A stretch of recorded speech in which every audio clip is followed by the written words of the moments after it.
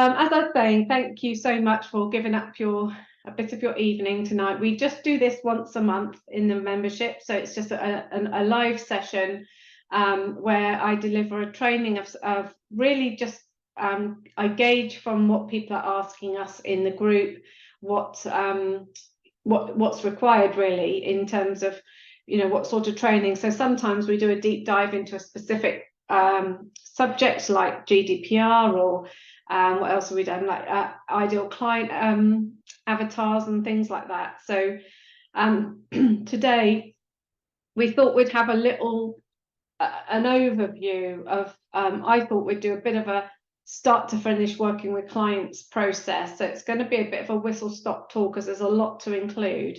And I think that it'll be helpful because there's quite a lot of people in the group that are new to the concept, and this will sort of really help to open your eyes to how it all works, really. So I'm sure there's going to be more questions come out of it, and what I'd really like to do is try and allow time for questions at the end.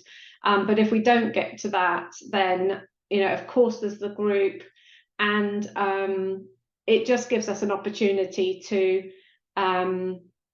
know what you want to look deeper into in future trainings. So I'm not going to hang around any longer because it is a bit of a beast, this one. So it's essentially really start to finish working with clients, and of course, where do we start with that?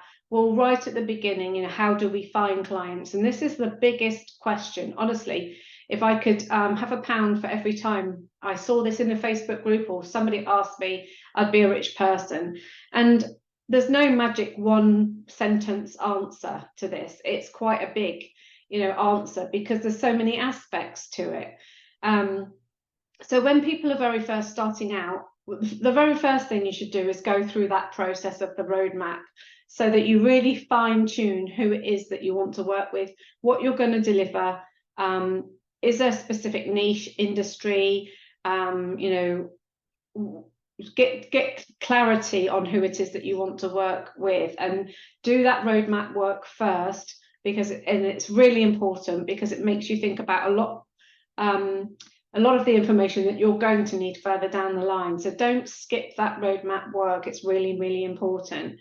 And once you've got some clarity about what you're going to deliver and to who, then it's about finding them. And when you've done your ideal client avatar work, you should have some sort of idea about where they're going to hang out. Now, I know that some people feel like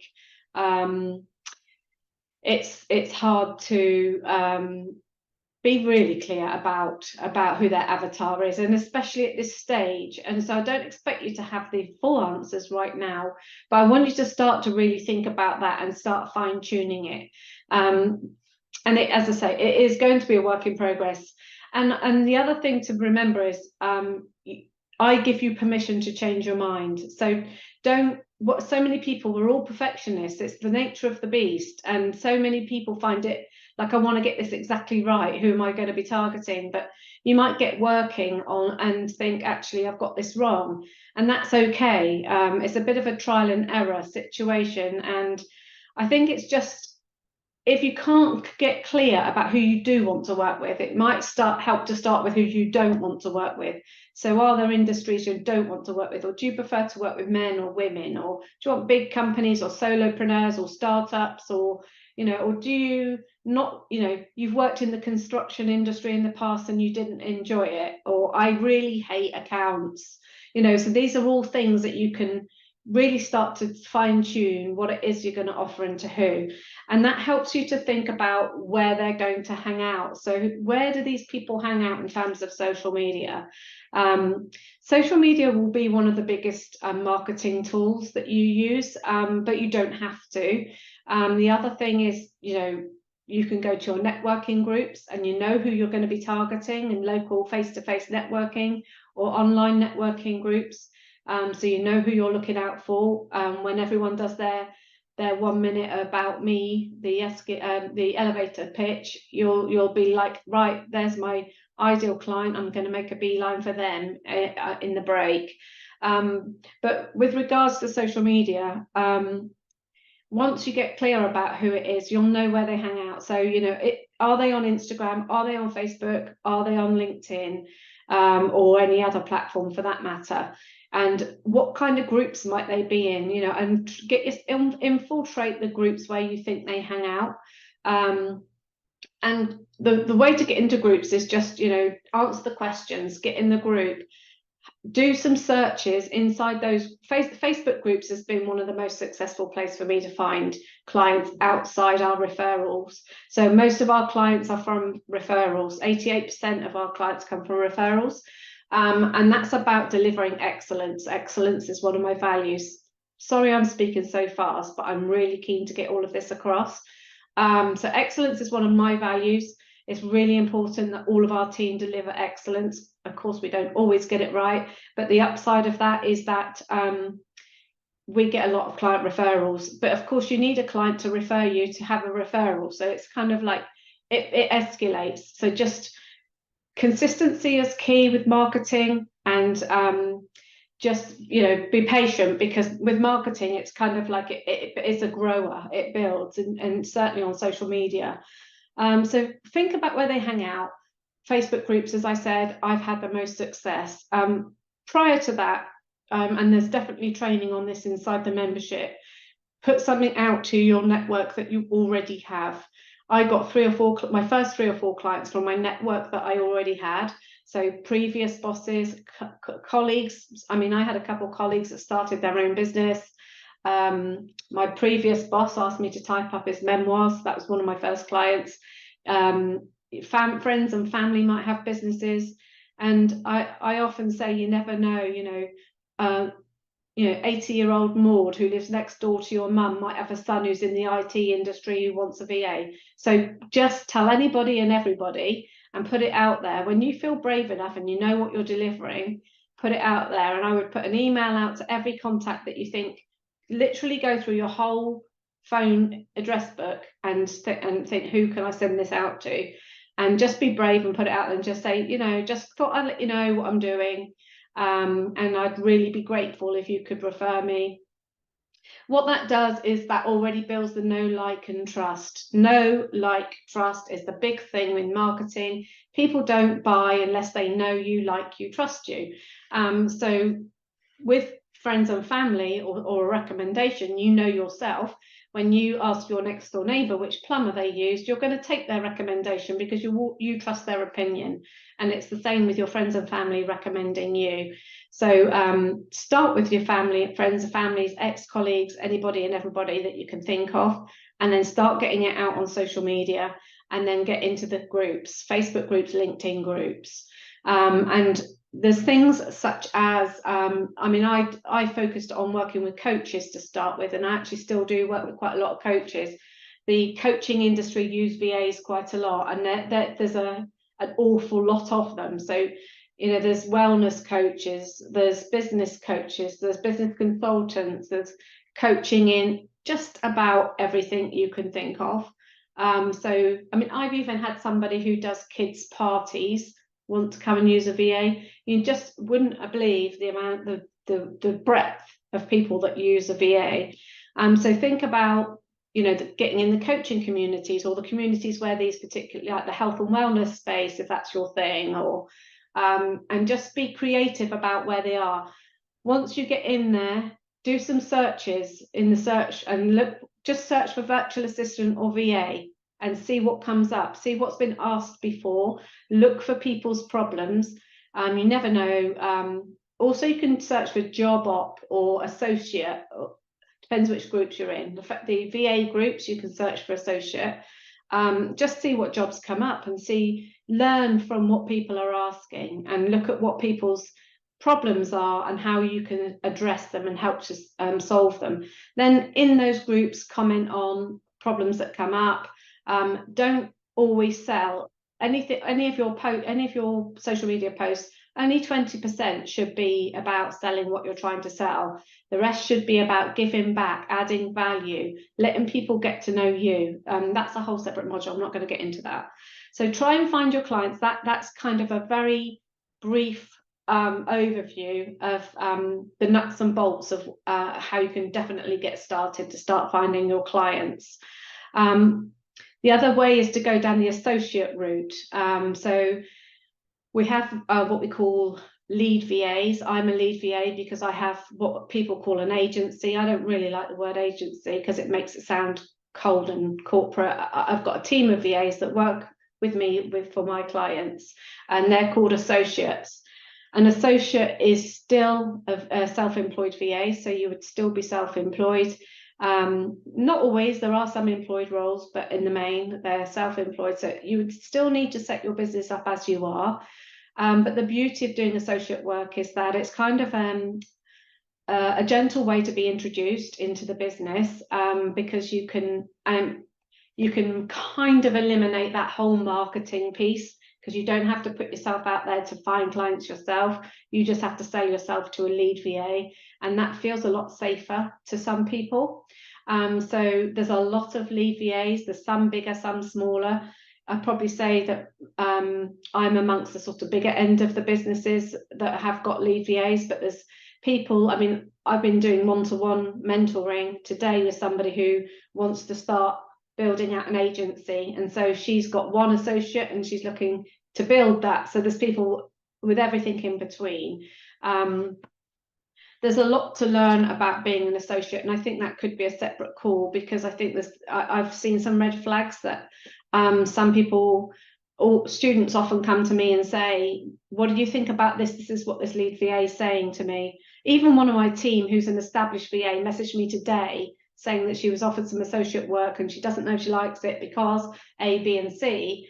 I'm saying the very fact you're asking me tells me there's a red flag, so the answer's no. It's just nice to sort of get a bit of feedback, and you're very welcome to ask me if I think it's a fair deal that they're talking about. So the associate roles are becoming more and more, but they are also very competitive. So once again, we're back to that excellence. You need to make that lead VA know that you will represent her brand, or his brand for that matter, professionally, and they need to feel like you need to instill some trust in them that you will deliver what you say you're going to deliver. You're not going to be one of these people that ghost their clients, or make mistakes, or say you can do something that you can't. So it is quite competitive getting associate work, and a bit of a bun fight, but it is definitely a good way to get started and feel braver in terms of delivering the services. And I did associate work to start out with, and some people just want to do associate work because they don't want to do the marketing, but most often people, because as associate work you can expect to earn 60 to 70% of the hourly rate that's charged. So obviously you're going to lose a percentage of that income, and so if you are building out your own clients, of course, once you start to get fully booked, then you're going to not want to fill your time with associate work unless you feel like you're learning from it, which quite a lot of people feel like they are, or learning from the lead VA. So that's associate work. That's another avenue to get work, and it's usually where a lot of VAs start off. So let's say you've got somebody interested in working with you. Vicky on my team has suggested I cover fees as well, so I'll just briefly cover that. So this will be something that you're doing in your this early roadmap stages, thinking about what you're going to charge. And I would say that the average rate for a VA right now is £30 an hour. I would say that most people start off more comfortable at charging 25. It's really just your own confidence of what you can comfortably say out loud to charge, I think. Depending on what you're offering, of course. I mean, if you're specialist in something, you can definitely charge more. I know a VA charging £45 an hour for VA work. That used to be the start of OBM work, online business managers. So it's just really where you feel comfortable. But what I would say to you is, please don't start any lower than 25, because you're doing yourself a disservice and the industry a disservice. But also, you know, you start with somebody at 25, and then it's very hard to go up if you decide in 3 months' time, when you're feeling much more confident that you want to be £30 an hour, you can't put it up by £5 an hour. It's just, you know, well, unless you want to lose the client, of course. So just be mindful that at some point you're probably going to want to put those prices up to, and you just can't make that kind of jump. So you can get resentful when you get really confident and good at what you're doing and believe in yourself a bit more, because a lot of us don't when we start out. That's why we don't charge the rates that we should. But when you're feeling much more confident that you're delivering a good service, you know, you're going to not really be very pleased about delivering this wonderful service for a lower rate. So just be mindful of what could come down the road further in terms of your rates. And then ordinarily VAs have what we call a retained contract. And I would say that the majority of people charge this way. So there's either ad hoc or retained. I think, again, it's about confidence and making that decision from the outset. And a retained contract, what that looks like is somebody would buy so many hours a month from you for admin support, or whatever it is service that you're offering. And I'll give a live example. So I had a client come to me who, because I've been doing this a while, she told me all about her business. I knew what support she needed and where she needed the help. And I said to her, I think, so then I send a proposal over, we'll get into that in a minute. And I said, I think you need 20 hours. On the call, I was saying, you need about 20 hours a month for that kind of cover. And I often say, anything less than 20 hours a month, they're not really going to move the needle forwards on their business. But, you know, some people just can't afford that when they start out and start, you know, they're nervous if they've not worked with a VA before. And she was that person. It was a startup. And she said, oh, I don't want 20, I want 10. So we went with 10 hours a month. And then the way we do it is we agree at 10 hours a month, and we charge up front. So we invoice up front for those 10, 20 hours, whatever's agreed and contracted. And some people who don't understand the industry do question that. And my answer to them is, what happens is, as a VA, we schedule that 10, 20 hours a month in our diary, reoccurring. So say, for example, they need PAEA support. You're going to need to be checking into that inbox probably twice a day. So you might do half an hour in the morning, half an hour in the afternoon, Monday to Friday, for example. And so an hour a day is 20 hours a month. Okay. So that time is scheduled in. Now you might put it in, you know, 9 to 9:30 and, you know, whatever it is. I'm not saying that that's not movable. If you use a Google Diary like I do, you just drag it to where, oh, I'm meeting my mate for coffee, so I won't be available till, you know, 10 o'clock. So I'll put it in at 10 o'clock for Tuesday because I'm out. You know, but the point is that it's time blocking. It's a separate conversation. And again, that's in the training, but it blocks out that half an hour each session in your diary, and then you start to get a real visual on what availability you've got in terms of bringing in other clients. Always being mindful of unbillable work, which is you know, doing your own marketing, your own invoicing, and you'll be surprised how much unbillable work you need to allow for. But then the way I explain it is I say they're like the rocks in our diary. You know that analogy where you put in the rocks and the grit and the sand, or whatever it is, or big rocks, little rocks. And so they're the rocks that I put in the diary that are not, you know, are non-negotiable. They're blocked out, and they are yours. My time is yours during that time. But anybody who wants to book an ad hoc, have an ad hoc arrangement, they're the sand, and they have to basically fit around, you know, whatever time I've got left. So I can't promise that I'm going to do an hour a day in your inbox because you know, you've got an ad hoc arrangement. I wouldn't say it quite like that, but I'm trying to get the point across to you quickly. So retained contract is like we agree 20 hours a month, pay up front, and those hours are diarised fixed in my diary, albeit they can move around in the day. So that's the difference between the retainer and the ad hoc. The ad hoc is basically you get to the end of the month and you just charge them for what they've used, and you can do whichever you prefer. It's really your call, as your rate is your call. And as you know, we use time tracking software to make sure that we either invoice the ad hoc from the time tracking software, or we manage where we are in terms of what time we've used using the time tracking software. So the next thing would, once you've had that's what we call on the discovery call, that's the sort of conversation we'd be having. So somebody shows an interest in wanting to work with you, you set up what we call a discovery call, and it's not charged, and it's a call for you to decide not just if they like you, but if you like them. And I usually do them for 45 minutes. I allow sort of 45 minutes for those. And a lot of people are extremely nervous about discovery calls, but what I'd say is, don't be nervous about it. I used to have bullet points, like an SOP, standard operating procedure, of what I needed to cover, so that I didn't ever forget to cover off some of the things I wanted to cover off. So it might be that I wanted to talk about my rate and the hours I work, and that type of thing. So I had a handful of questions I wanted to make sure I got from them, but I always make it about them. And I can tell you now that it's not at all uncomfortable, because if you ask them a question about their business, you usually can't shut them up. They love talking about their business, as I do mine, so I know for sure it's true.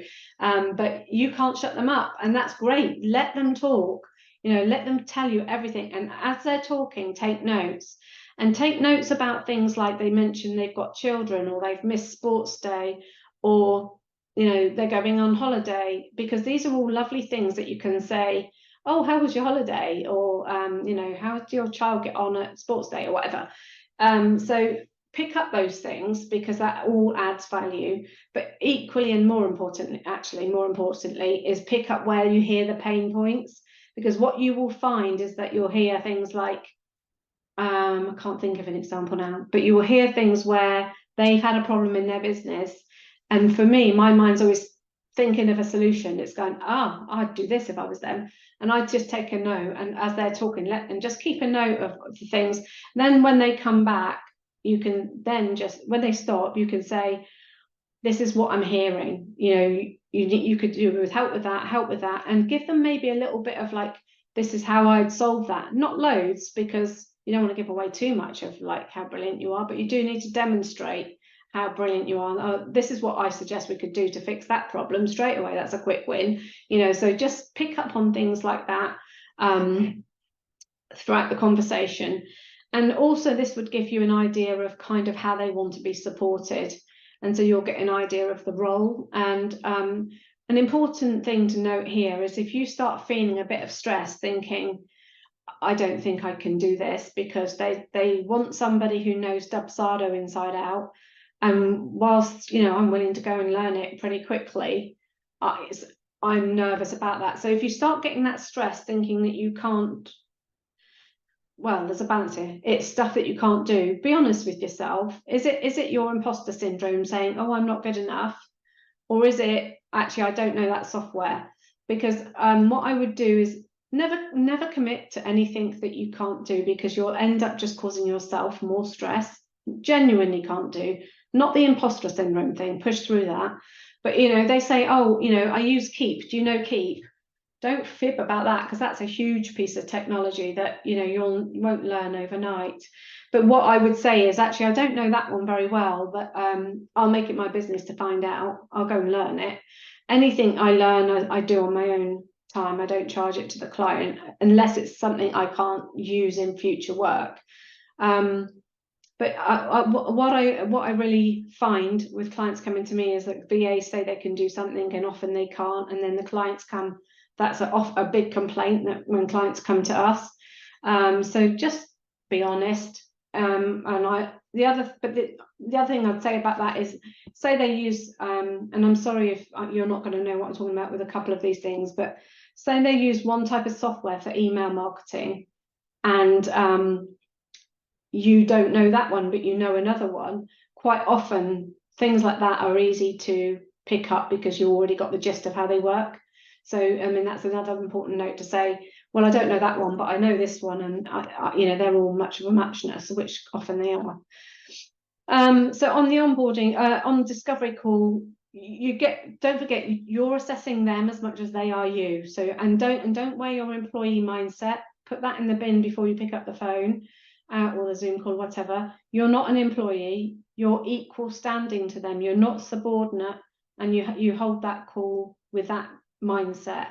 And on that note, I think it's important to be able to lead a conversation. So I usually start off with, you know, thanks for taking time. It's nice to meet you, all the pleasantries. Do you want to tell me a bit about you and your business then? And then that's it, they're off, they're gone. And then just make sure you cover off the bullet points that you want to make sure you cover. And along the way, you'll get a sense of whether this is somebody you're excited to work with. And then I would just finish the call of what the next steps are going to be. So I'd summarize what they've told you, how you think you can help, and then what the next steps are going to be. And I usually say, I'll send over a proposal based on our conversation today. I'll get it to you by the close of play today, or, you know, Monday, or whatever it is, and do that, stick to your word. And then you start the follow-up process, because what inherently happens is it sits in their inbox and they're too busy to look at it for a few days or weeks even sometimes. So you start following up. I'm not going to go into the step-by-step process on that, but you just keep that lead warm, especially if you get a really good feel for it, and you just follow up sort of day 3, day 5, you know, day 7, day 10, maybe something like that. You follow up, and you'll know that you'll think that, you know, you had a really good rapport, and you don't want to let this one drop. Or there's others you think, I'm not sure if I like them that much, I'll just let that go, you know. So you'll know how you feel about it from the call. Let's say that all is good, they accept your proposal and they want to go ahead. Brilliant. What next? We start the onboarding process. Aren't we doing well? Gosh, we're really rattling through this. Is everyone keeping up? Is everyone okay? Yes. You can play this back as well, of course, it's being recorded. So the onboarding process, this is the one process I ask you to look at during the roadmap, I think, but it's definitely the one SOP, standard operating procedure, call it what you like, process that you need to think about. Now, not saying, once again, you're not going to have this perfect. It's going to take you a few iterations to get it right. But essentially, okay, they've said, yes, I want to go ahead. So what's next? So we get the contract over to them. Contracts you will need to buy. They're around about £40 to £100, depending on whose you use. And I can definitely give you some recommendations for that. So please don't download something off the internet, because it will be worth nothing. They're usually American and don't stand up in court in the UK. So contracts you'll need to buy, and there's a few other things you'll need to buy before you go live with your first client.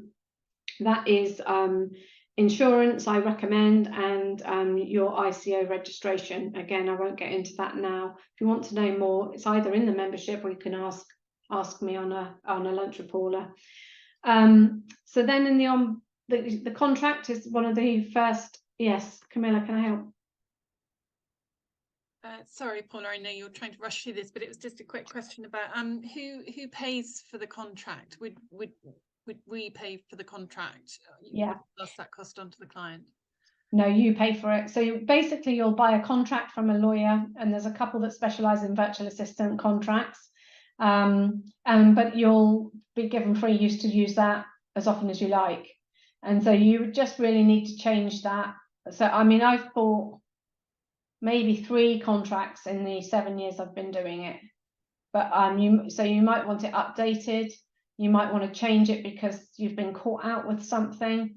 There is somebody who does when you buy it, it includes regular updates. I'm trying to set something up myself with have a client that's a contract lawyer, so I'm trying to get my own ones done, but it's not moving very quickly. But there are 3 people I can tell you about it that are in the industry that you just buy a contract from them and you just keep using it and keep using it. It's the same.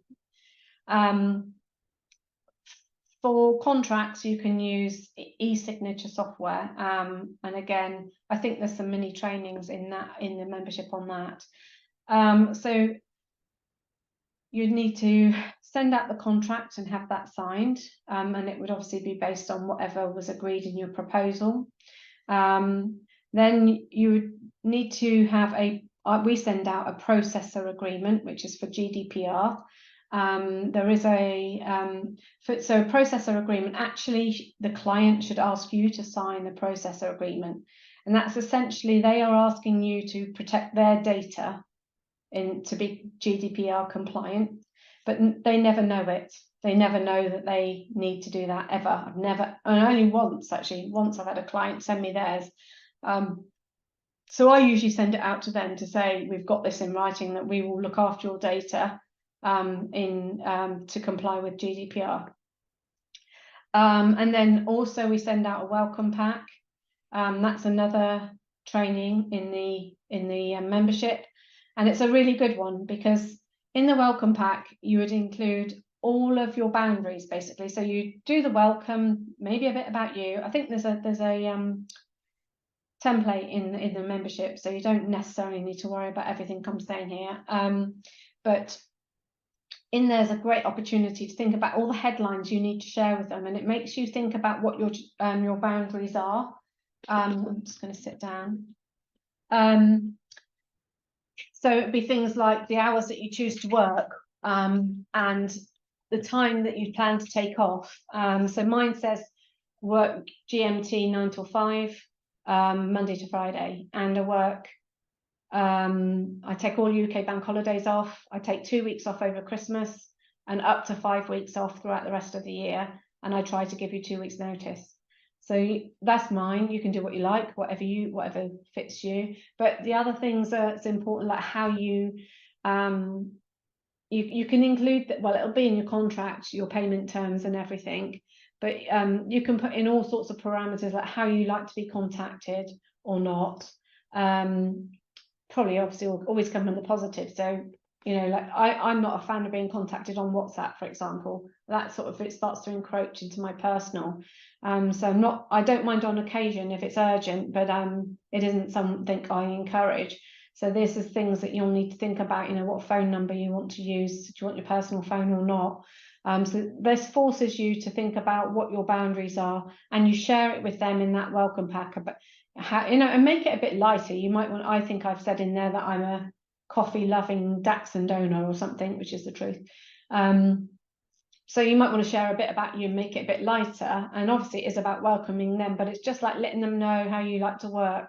And it just makes some of those slightly more difficult conversations sometimes. You don't have to, because it's all in there and they've read it. And if they haven't read it, you can refer back to it. So it's almost like having a policy. Oh, it's company policy that we don't, you know, take WhatsApp calls or whatever, you know. So it's just kind of like a way to protect you, but also it helps you to decide what your boundaries are. And that's a really important thing to do at this stage, because so many people make the mistake of not thinking about this, and then a lot of the one-to-one calls, not this time but last time, were about VAs that were upset about clients overstepping their boundaries. But you know, I don't know if they ever Chantal, you're making me laugh because I can only see your forehead now.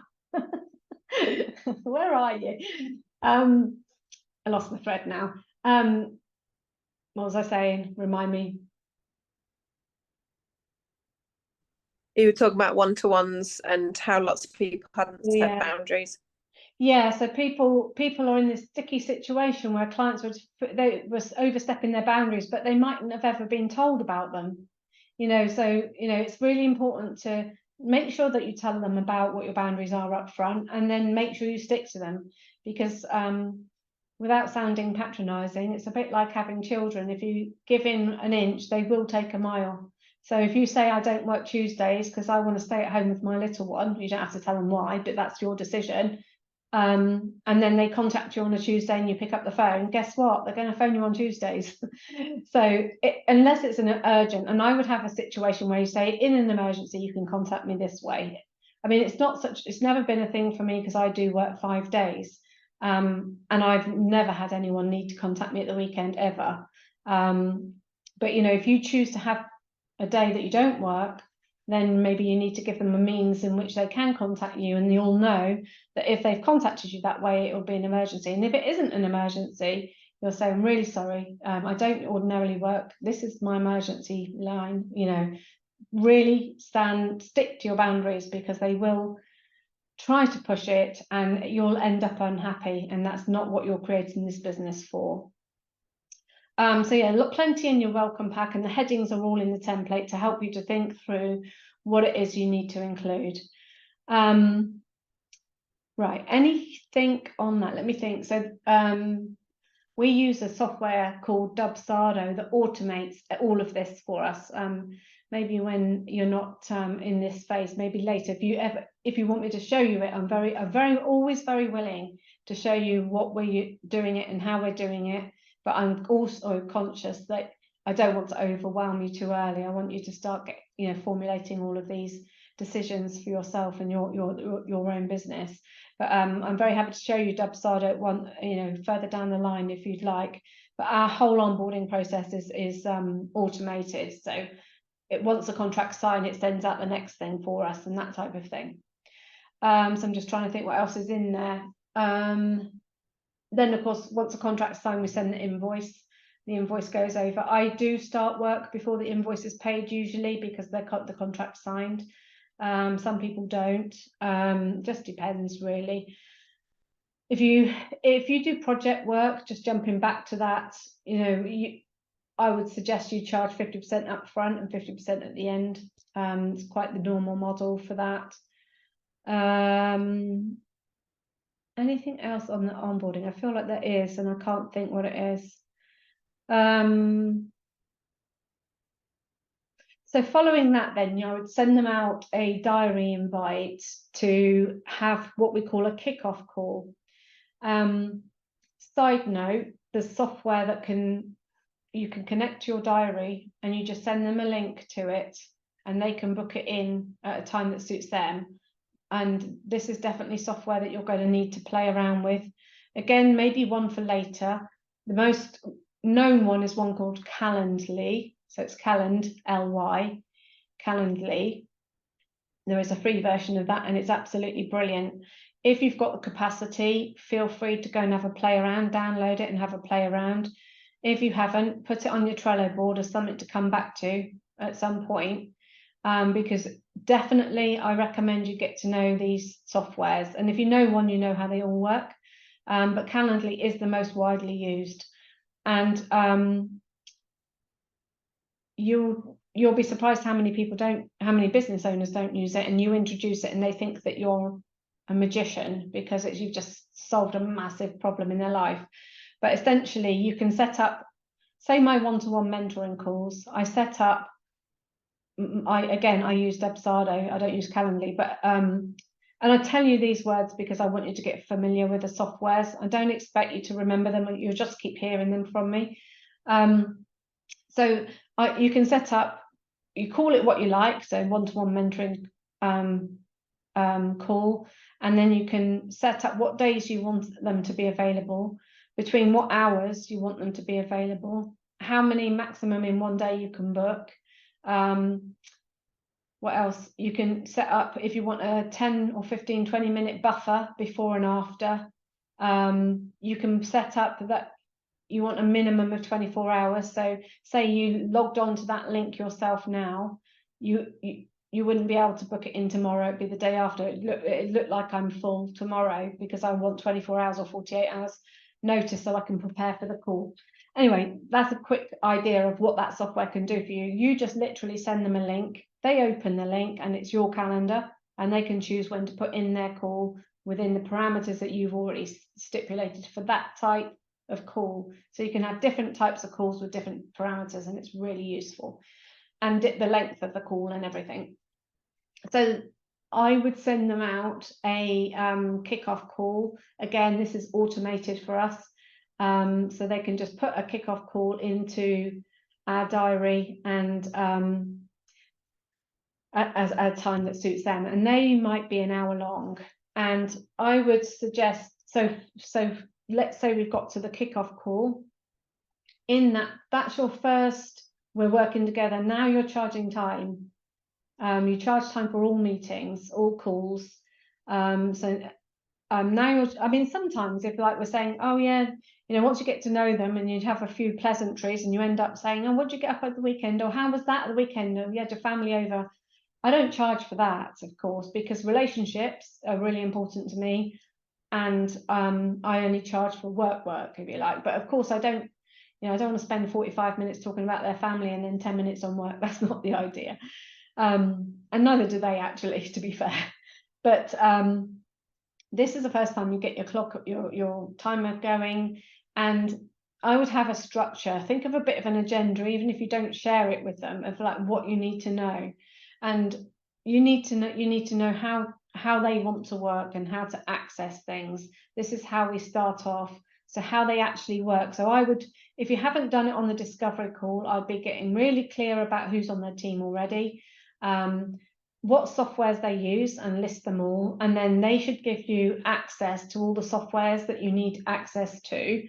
I recommend a software called LastPass to store passwords.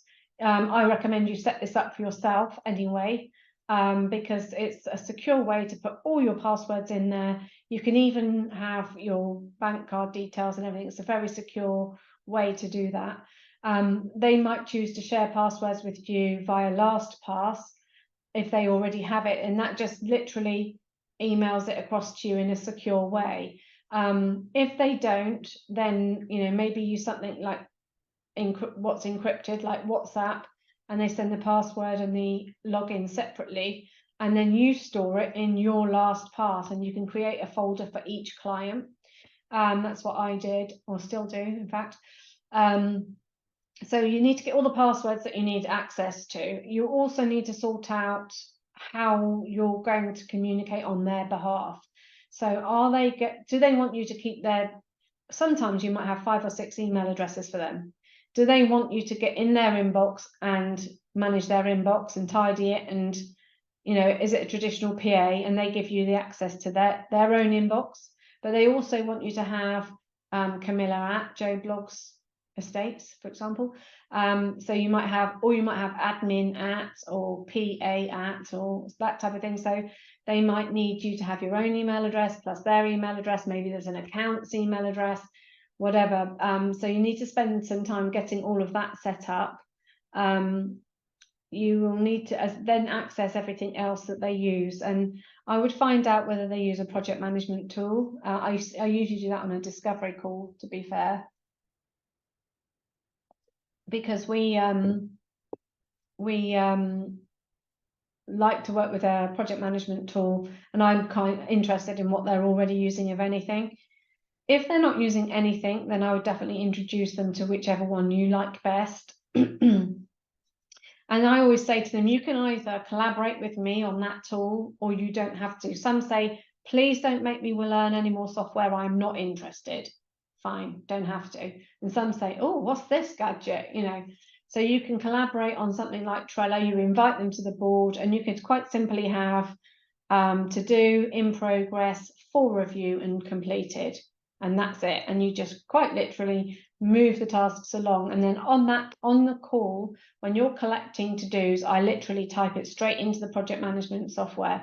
Then I might go back and beautify it and put due dates and put more flesh on the bones.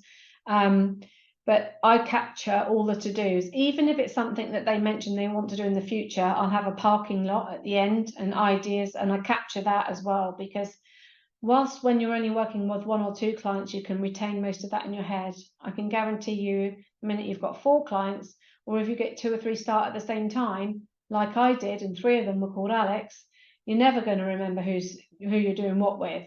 So please make sure you use a Trello board or something like that to capture all the to-dos, because you will feel like an idiot if you have to go back and say, what is it we decided about this? You know, so just try and capture everything on those calls. And that kickoff call is about really hearing all of their pain, their problems, what they want to sort out, and then capture it all in the to-do, and then say, right, from what you've said, I think that A, B, and C are the priority here. Am I right? You know, and prioritize what they want you to focus on first. It will be. It is very much more obvious than it sounds as I'm saying this out loud. It is much more obvious. And so I would just have that call about like what I'm going to be doing. So that call's all about the practicalities, getting into all the software you need, getting access to everything you need, understanding how they want you to work, how do they want you to communicate, how often do they want you to communicate, because some people like an update at the end of the week. It's probably good practice, you know, this is what I've done this week, and this is what I've got on my to-dos next week, and this is how many hours I've done. Or we're going to go over our hours because we've already done this many and we're only halfway through the month, or that type of thing. That's just really best practice, and a lot of people don't do that. And it's about getting a really built out to-do list and knowing what the priorities are on that kickoff call. Then you go away and you get access into everything, and you start, you know, building up that that business, if you like, as your client. And one thing I do, I'm a Google fan more than a Microsoft fan, so I can't really answer much in the way of Microsoft for you, because I've forgotten a lot of it because I use Google all the time. And I do have both, because in the past I've had clients on both, but now all my clients are Google, but I still have both. But I have got experts in our group that are Microsoft experts. So, you know, if you can't get into the emails or whatever, there's always somebody that can help you. But I would, where was I going with that? I would make sure you get access to their diary. That was going to say, to share your diary. I have that. I have all my clients' diaries in my Google. You might have to get into their diary and do it yourself, because a lot of these things they don't know how to do, or they can't be bothered with the tech things. Not that it's really techy, you know, just go and log in as them, get into their calendar and share it with yourself, or your Camilla at Joe Blogs Estates one, so that you can see what's going on in their diary, if that's how they want the work that they want you to do. So it's about spending that time of getting really a really good visual and really clear about how you're going to getting in, how you're going to work, what's priority, and just feeling like you're much more over their business. That's what I was going to say as well. So I work in Google, and Google have what's called profiles, and you can set up a profile for each client. And I'm not sure about Microsoft. That's what I do. So I set up a new profile in the Google Workspace for each client. So, and then I bookmark everything that I use regularly for them. So I just log into that profile, and I can have everything there as a quick access links and everything for each client, so that if, say for example, they've got the same software as me, there's no risk of it logging in as me because it's in a different profile. So that's another thing I really like about Google, but I couldn't tell you whether Microsoft have a similar thing. They may very well do. But that's another thing. So set up your, what I call the Google profile. I wonder if I can just quickly show you so you can get an idea. So I feel like it's harder to explain, and I'm a visual learner. You might be picking that up already. So I like to show people. So this is into my Google account, and up here are my Google profiles, other profiles. Can you see that? I know it's probably a bit small. So other profiles, and these are other profiles I've got. And say, for example, I go into this one. This is where all of this client's information is. So the minute I hit to get into the inbox, it opens up my inbox in his business. And you can see I've got all the quick links across the top. This is all for his business, you know, Slack, because I've got Slack and he's got Slack. You can have them in one place, but you have to keep changing which one you're in. Whereas with his, I just I have it all here. So that's up here is the Google profiles, and I can just swap from one business to another. I hope that sort of makes it a bit clearer what I was trying to tell you. So that's the kickoff call. What else? So the only thing we get coming up to the end of the call, but the only thing I'd like to really just add to what I've already said, because I think that's a really quick, like right from the beginning to it's a fast track, and there's probably more stuff that you want to dive into there. But I think it's really helpful for you to be able to now visualize how it all works much more. But the only other couple of things I'd like to add to that is it's one thing I find hard to articulate and it's hard to teach, but I feel like you need to be somebody who has a bit of leadership. Now, I know this isn't going to happen straight away, and a bit of initiative, because one of the big things I think that helps to make for a successful VA is that when you're discussing with your potential clients or with discovery calls or kickoff, it's this, they kind of want to be told, they want to be led, they want to feel like you've got their back and you get them. And so it's just about it. I think a lot of VAs wait to be given a task list and then they go away and do a task list. And in some sense of the word, that is the role. And that's why a lot of people will use offshore VAs. But this is what differentiates the UK or wherever based VA, it doesn't have to be UK, to the what I call an offshore, but the Filipino VAs, for example, some of them are absolutely brilliant. I have some on my team, don't get me wrong, but they're charging something like $6 an hour. And so you might get a client, and this probably will happen. It's like, how can I pay you £30 an hour and I could be paying a Filipino VA $6 an hour, which is about £5. And you think, and I've known many VAs think, I don't know the answer to that. Well, the answer is that it's that you're very experienced. You've got a lot of experience behind you. You speak the language fluently. You will represent their brand. You won't let them down. You will do as you say you will do, because Filipinos are I've had it many times that if they don't understand or they feel like they've done a bad job, then I don't think they feel very good about that, and then you tend to not hear back from them. But I have, as I say, I have Filipino VAs that are very good, but they're much more task driven. So it's like, can you do A, B, C? And yes, they can very well. But you will have the initiative to see what's going on in the business and offer solutions. And they just want to feel like they can relax in and trust you in what you're doing. And that does sometimes take a bit of that relationship to build, for that trust to be there. But if you can portray that from the outset, I think that's the winning ticket. You know, if they really feel like, I'm going to be all right with her, she's worth the extra few quid an hour, then that's the winning ticket. And you might not feel that you have that to start with, but I want you to be mindful that that's going to help you in the future, and you will have that with experience if you don't have it straight away.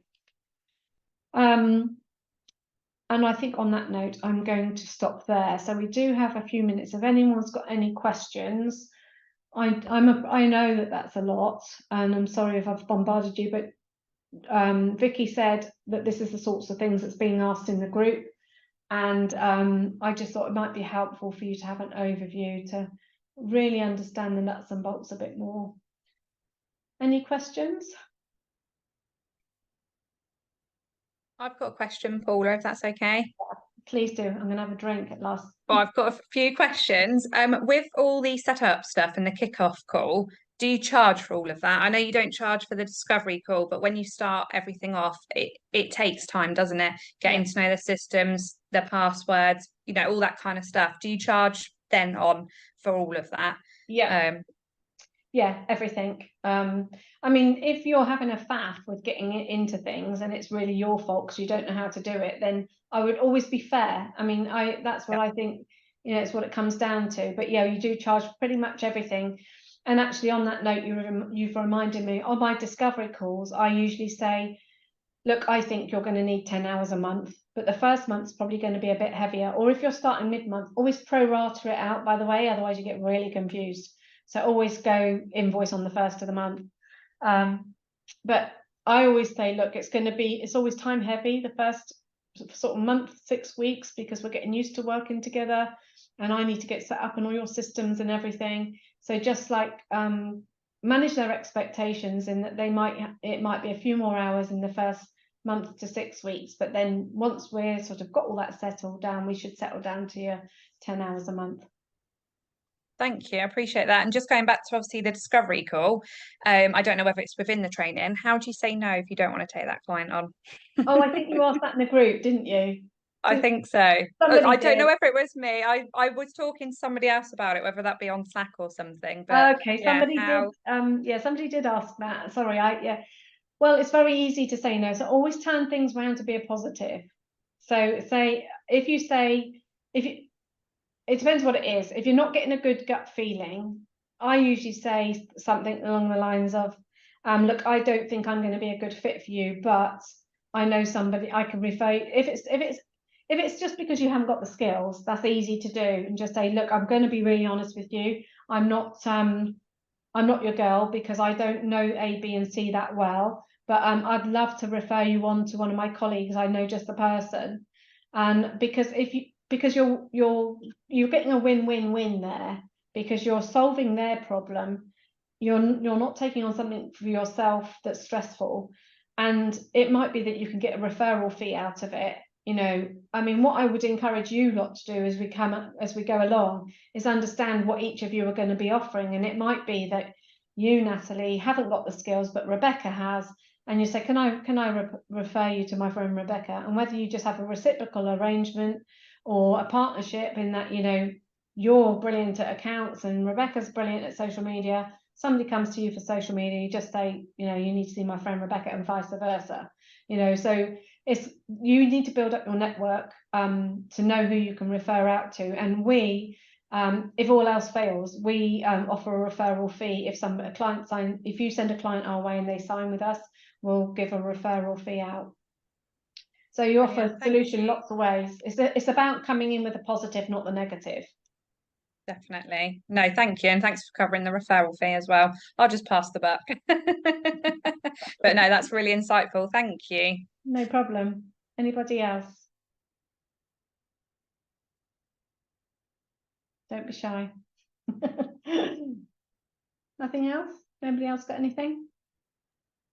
I've got something, Paula, but I'm aware that we're out of time, and I don't know right. if this is a quick answer or a longer one, but is there much of a difference between dealing with clients who are sort of coming from a corporate side to dealing with clients who are, for example, not just a family who you're helping out? Yeah, there's really everything in between as well. There is, I would say, with corporate work, the expectations are higher.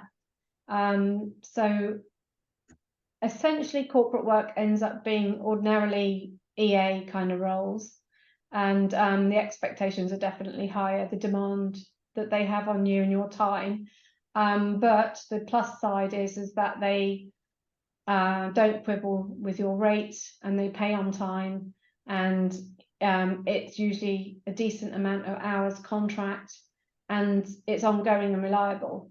So it just depends also what type of work you want to offer. Whereas some of these startups or the smaller businesses, they might sort of try to negotiate your rate down.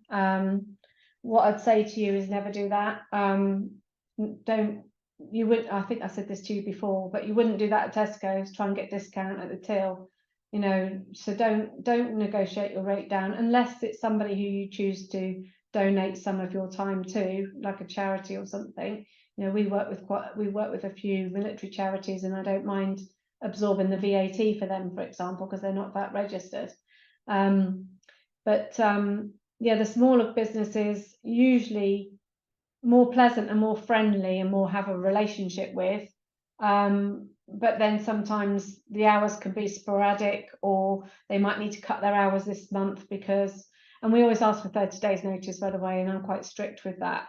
I don't let them just say, oh, I can only afford 10 hours this month. Okay, I'll take that as your 30 days notice. I'll do that from the 1st of July, you know, so unless you're thinking, oh, I'm absolutely maxed out and I'm glad that they're cutting the hours, you know, if it suits you, but that contractually that's how we structure it. So yeah, I think that the income is more unreliable for them sometimes, and therefore, I mean, I'm painting a bad picture. Generally it's not, and it ticks along fine, but they're the types of clients that might say, I just, you know, need to cut my hours, or are slow to pay sometimes. So yeah, it really depends on, really back to your client avatar of who you want to work with and what type of work you want to deliver, I'd say. And there's pros and cons for both. For me, I like to mix it up. I like a bit of everything. Yeah. Thank you. No, That's all been really helpful, really interesting. Thank you. do you feel stressed or clearer from today? Clearer, I think, but I mean, there is a lot to take in. I've taken like pages of notes, so I'll be digesting it slowly. Yeah. How about anybody else? Does anybody else feel a bit more nervous, or has that helped?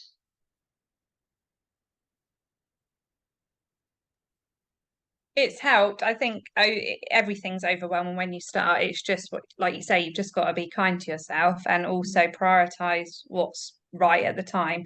Like some people might have clients, they might not at the minute, they might be starting from scratch and really not know where to start. So I think it's just going through that 0 to 60 roadmap.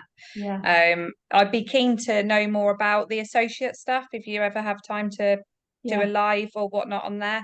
That'd be really interesting to know. So yeah, it's just trying not to get wrapped up in the moment, isn't it? Because you think of yourself sitting in that seat doing it all, and then the pressure goes on, whereas it's just breaking it down. And I suppose this is good practice, because when we get to that client, we've learned how to break those processes down quite easily. Exactly.